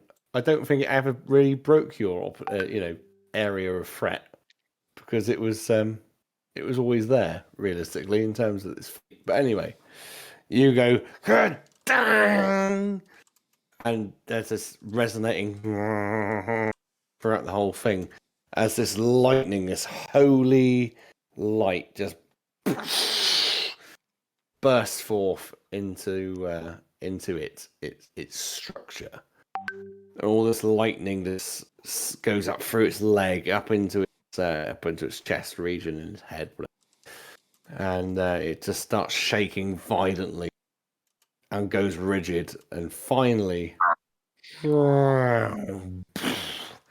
falls across the town flat. And people at first are going, "Yeah!" Oh, that was my house. And that is where we're going to end tonight's session. I may have Flan. caused some slight issues for us going forwards, but I think those are things for future us to deal with.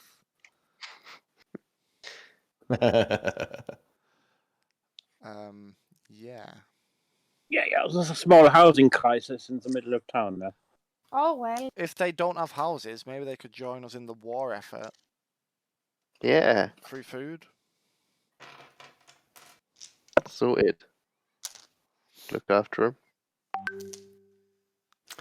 Well, it's an interesting development. Yes, just slightly. You weren't really meant to have that encounter.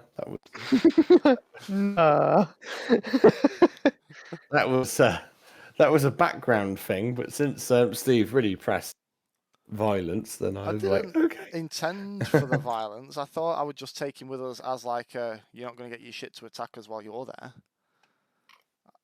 Well, you know what? I was just like, it was always there. I was just like, well, Why he's not? really pressing for a fight. So Why here we go. Well, ginormous fucking mech. don't worry. We can If we killed that, we can take a bit of flack from. So much for laying low. Interestingly, it was less powerful than the one you fought in the Sunken Temple. Oh my god. Well, on that massive bombshell, it's 11 p.m. We say thank you to Asepatinitus, Good night. Steve Cobbs, Cheers. Captain Dan Face over there, Well, thank you, everybody. Thank you. Captain Gingerbeard for running, writing, and putting up with all the shit. Thank you, everybody. One last note: if you're joining us new this evening, I'm guessing from the viewer count at the moment, you're probably not.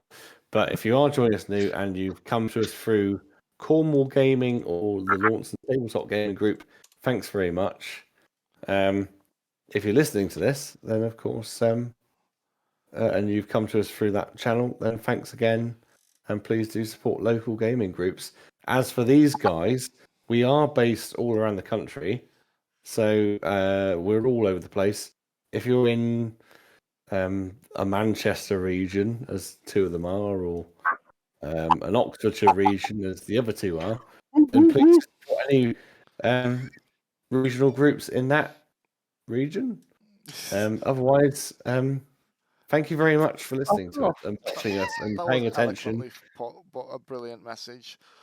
But if any of you are from anywhere or new, jump on Facebook, Spotify, YouTube, we're on all of them, and say hi. But for now, I've been 100%. Gilded Branch, and we're going to send any of you that want to go over across to a fellow streamer, Hendrix. It's always Hendrix, man. He streams at the I same time think- as us. I think we need to do a stream for Ben, because Ben does a Star Trek stream, and I think that'd be quite interesting to do. Let's talk to Ben and see when he's going, and we'll do something. Otherwise, see you, bye. Au revoir. See you, bye.